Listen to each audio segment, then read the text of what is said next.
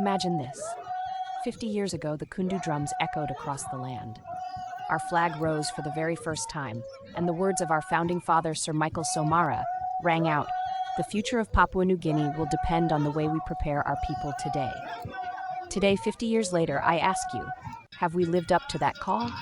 Or have we lost our way? This is Papua New Guinea at 50. And the question I put to you is this: what one thing will you do to shape the next 50 years of our nation? 50 years ago, the world saw the birth of a nation unlike any other, Papua New Guinea, the land of 1,000 tribes and 1,000 languages. Our land is not just blessed, it is overflowing, with mountains kissing the clouds, rivers carving through valleys, seas rich with life, and soil abundant with minerals. But our greatest wealth is not gold, oil, or gas. Our greatest wealth is us, our cultures, our traditions, our Melanesian way of life. The way we care for family, share food, respect elders, live in communities. This is what has held our society together for thousands of years. Sir Julius Chan once said, "A nation's strength is not measured by its wealth, but by the character of its people." Today I want you to think deeply. Are we building that character? Or are we slowly losing it? Let's speak the truth. Our independence dream was never just about raising a flag, it was about shaping a future. But look around. Corruption has sunk deep into the core of leadership. Tribal violence thrives, and instead of unity, blood spills over land and revenge. Laziness and dependency grow as we wait for government handouts instead of creating solutions. Our streets are filthy. Cities like Port Moresby and Leh are dirtier now than they were 50 years ago. Unplanned teen pregnancies are soaring, leaving young girls forced to abandon their education. Marriage sacredness, once respected, now often broken. These are not small issues, these are alarming indicators. If we keep going this way, what kind of Papua New Guinea will our children inherit? Sir Michael Somara warned us, "Do not think independence is the end. It is only the beginning." So, what went wrong? We forgot something vital. Nation building is not the work of politicians alone. Every father, every mother, every young adult, you and me carry this responsibility. When we celebrate PNG's 50th anniversary, let us ask, what one thing will I do to rebuild my nation? Not tomorrow, not next year, now. So what can you do? Start with just one thing. If you are a father, lead your family with integrity, end domestic violence, and teach your children respect.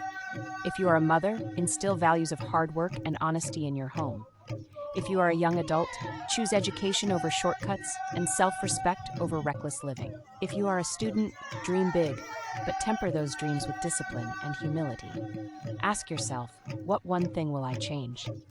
Because the truth is this: change begins with me, and change begins with you. If each of us commits to one thing, cleaning our yards, rejecting bribery, saying no to tribal fighting, raising children who fear God and love people, imagine the future we could build. Imagine a Papua New Guinea where every child walks safely to school, where leaders serve honestly, where markets are clean, and where our cultures are celebrated without violence.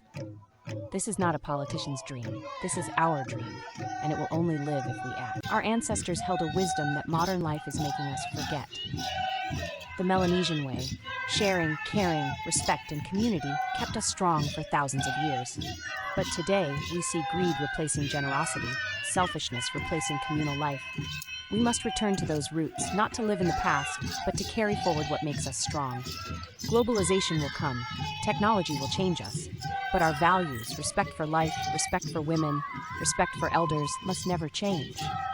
When you throw rubbish on the street, you are saying, "I don't care for my home." When you pay a bribe, you are saying, "I don't care for justice." When you stay silent against corruption, you are saying, "I agree." Is this who we are? No. We are Papua New Guinea, a people of dignity, of faith, of resilience. And if we lose that, we lose everything. So as we celebrate PNG's Golden Jubilee, 50 years of independence, don't just wave the flag. Don't just sing the anthem. Do one thing that says, "I love my country." Write it down. Tell your family. Make it your daily mission.